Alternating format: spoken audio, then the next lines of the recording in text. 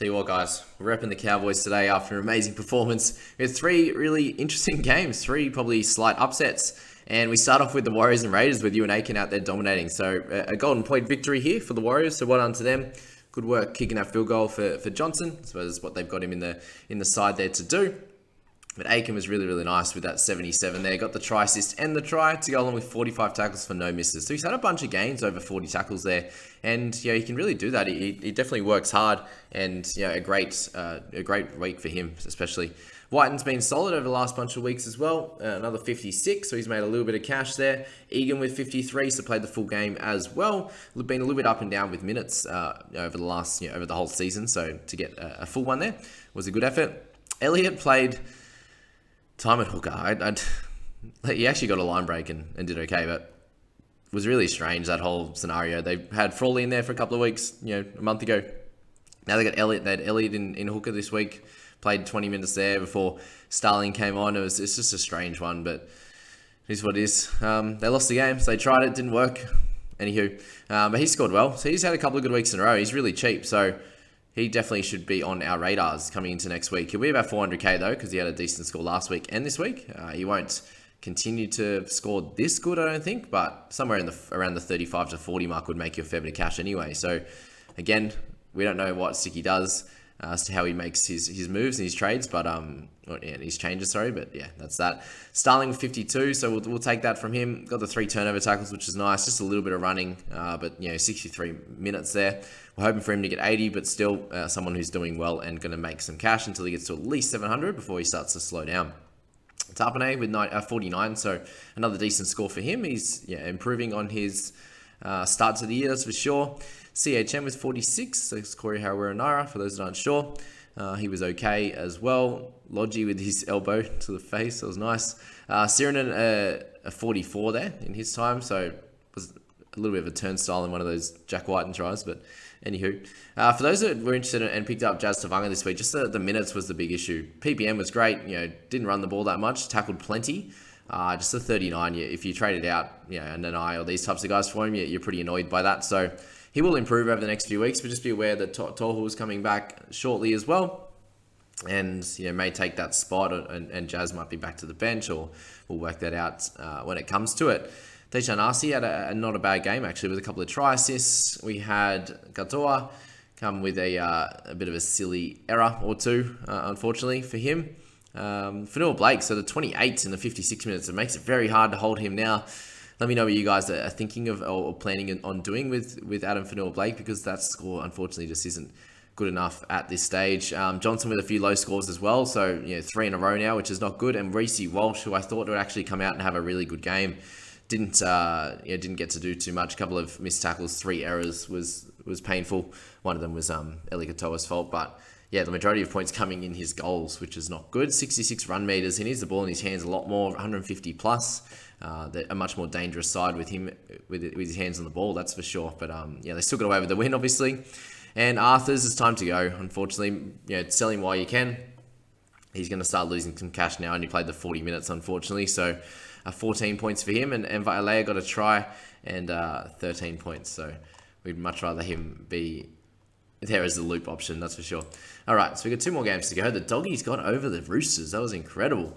Incredible to see. So just Roosters continue to struggle a little bit, really. It's really strange with the quality of their side. They're not meshing perfectly at the moment.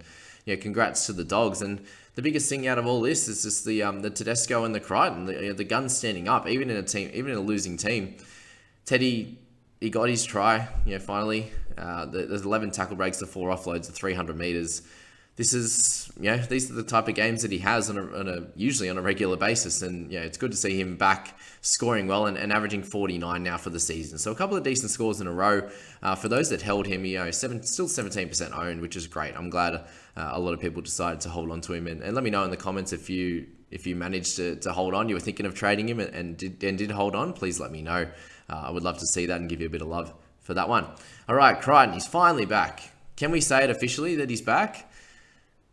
It's the first time he's actually had a good score this year, so I think we can say it. That this is back to his normal. It wasn't anything crazy. The 1 missed tackle, the 41 tackles there, 135 meters was much better. A couple of offloads, a couple of tackle breaks, and a line break assist is very normal for for Angus's play. So I think we can probably say he's back, which is really, really good to see. Pangai Jr. with 54 in his 75 minutes here had a nice game as well. Really helped them get over the line with 3 turnover tackles and a couple of offloads there. So 54 you'll take for sure. And good to see Burton come back. So still no real attacking stats, just a couple of goals, but 660 kick meters, the 55 run meters. At least he ran the ball a little bit more. Got the 40-20. So got a few things there which helped him out to go along with the try saver and a few less missed tackles. So Burton with 52, if you held on to him, well done. Again, let me know in the comments if you held on to him. There's a few of these guys this week. It's like, oh, well, I just could have held on, like the Walters and Burtons, the Teddys, the Crichtons, these types of guys. So yeah, well done if you held on to him. Kiri with his better game fantasy-wise of the season with the 24 tackles, a couple of try assists there, running the ball a lot more over 105 metres. So he's getting pretty cheap as well, and he'll start to level out. Someone who's not going to play Origin, and if he gets a couple of good ones in a row, then we can look to him. But I do think the Roosters have to start playing better for him to be a good option. Addo-Carr's getting a few more tries now, finally, which is nice for him. He was very, very solid as well in that game. 163 metres, did his thing. 5 tackle breaks, the tries as well. Tupanua with a try, as per usual, with 50 points for him. So Verrill's got 48 in his 66 minutes. Again, just tackling hard. That's a couple of good scores in a row, but he's very awkwardly priced. I spoke about him in a previous video, and he he's just someone that's just sitting at a price where it's like, well, he has to average 45 plus for you to get some value out of him. And can he do it long term? By the time we decide that, he's probably going to be 550, 580 or something like that. So up to you what you want to do with him. Dufty, a solid game as well. Not really many people have him. Would have been nice to see King play some more minutes. For those that still own him and are playing him, I imagine everyone that owned him would have played him, given the fact that he was starting at lock. Just the one offload for him, so less attacking stats and less tackles. Strange enough, but they probably had, they definitely had the ball a little bit more than they do in previous weeks. So we can still hold him and play him on a weekly basis. We're still playing guys that are getting 20s and stuff. So the high 30s or 40 for King is going to be sweet. If we go a little bit lower here, we've got Walker with 28. So if you're holding on to him, they just have to be better, and he will be as well. So that's that. So Ali'i with 27 there.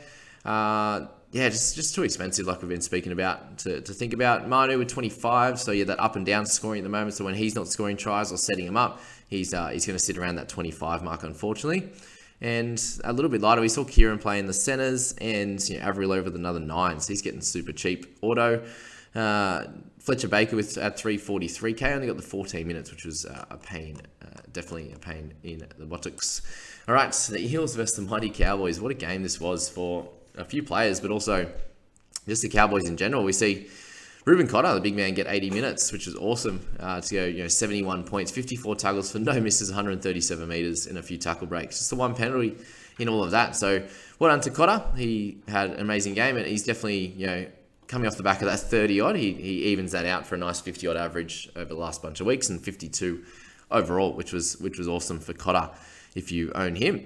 We had Madison have a nice game. His PPM's been awesome off the bench. Hey, it's crazy. Reece Robertson with another great game, so 63 in the full 80 minutes. So he tackled away. They both did, Cotter and Robertson, surprisingly, given the fact that they had the ball for the majority of the game there.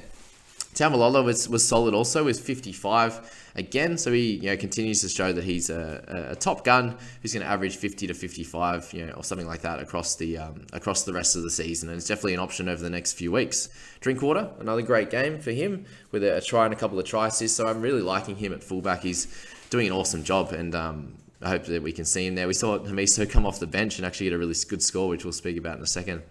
But Papali'i there with 48, so a bit of a game that wasn't suited for his attacking abilities. Didn't get to do any busting, just the one offload there, and even tackles were slightly down. So glad he got the 80 minutes and eked out a 48. But we'll take that after he got the 87 last week. Reed with 47, just mainly in tackles as well. Jeremiah and I went off early with the 72 minutes there, but a 46. For him to have just 2 missed tackles and 1 error in all of that, is it much better to see, to remove all of those penalties conceded is great news for someone that's a youngster. He's hopefully learning from his mistakes, and he'll get better and better. So if you held on to him, well done. If you traded him out like myself, not well done. Townsend, Hamiso, 14 minutes for Hammer, 40 points. So better than all his 80-minute fullback jobs. But 2 line breaks and a try, 156 meters and 4 tackle breaks. So a perfect game for him coming on there. Yeah, Lukey, this was kind of what we expected. If he wasn't going to score any tries, that we'd get a PPM of around a 0.7, 0.8. So he had a pretty solid one, to be fair, coming off the bench to get 38. So if you own him, you'll take that. Penasini there in a game that was dominated by the Cowboys. He did a great job to get 38, to be honest, at 207 run meters. So he really worked hard with a couple of offloads and 3 tackle breaks there. So well done to him. We had Val Holmes with 34. We got Dylan Brown. This experiment in the centers, I don't like at all, man. 22 tackles, 129 meters, just nothing really going his way. Obviously, it was never going to work in this game, given him at center in a team that lost. But yeah, this is going to be very interesting. If he keeps getting named as center, we have to make a big decision over the next few weeks. They play in round, he's going to be playing well across the bye period, but can we wait that long for him to come out and do really well? He's pairing with a try and at 24 points, so it wasn't enough. And if you're still holding it to Moses, like a good chunker, he picked up 22. So, yeah, I suppose if you got Brown over Moses, you'll take the extra 8 points. But, yeah, unfortunately for him, just not going to be his type of game when they get beaten. Kicking the ball in general play was solid, but, not much running the ball and no attacking stats for him. Arthur just not really doing much in that role. So I think Brown offers so much more. But I understand they're just trying to cover some space in that outside backs, but I'm sure you can find an actual outside back rather than moving Brownie in there to centre. But anyway, we'll leave it on that note. If you are enjoying these, please like, subscribe. I appreciate all of you guys, and we'll catch you in the review video tomorrow. See you later.